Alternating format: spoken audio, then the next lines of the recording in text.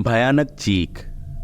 मैं केवल 20 साल का था और उस समय एक दूर दराज के गांव में ग्राम पंचायत में क्लर्क के रूप में काम करता था और अपने ऑफिस के क्वार्टर में अकेला रहता था। उस समय मुझे रात 9 बजे के बाद गांव के अंधेरे और भयानक सन्नाटे से कुछ डर लगता था। एक रात में बहुत बीमार पड़ गया और अपने बिस्तर पर सोने की कोशिश कर रहा था।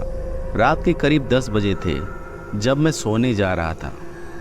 मेरा कमरा सचमुच छोटा था और उसमें मेरे बिस्तर के सामने केवल एक खिड़की थी।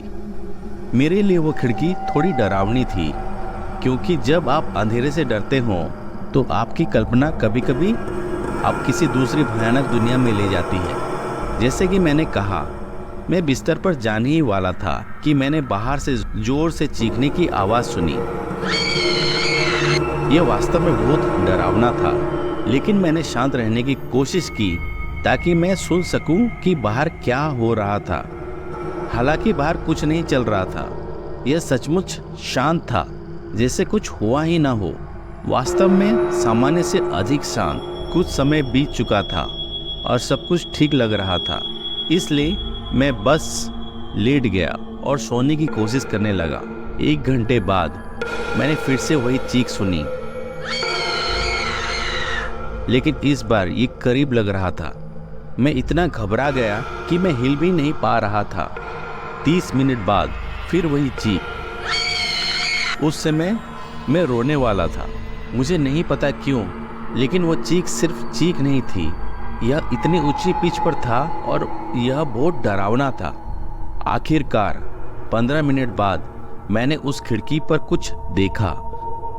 वो सचमुच एक दुबली पतली महिला थी और किसी वजह से वो मुस्कुरा रही थी और उसकी मुस्कान बहुत बड़ी और डरावनी थी।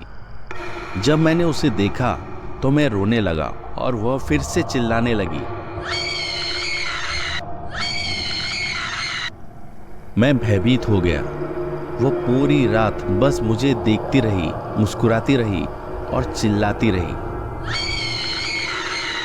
अगली सुबह मैंने गांव वालों को सारी बात बताई।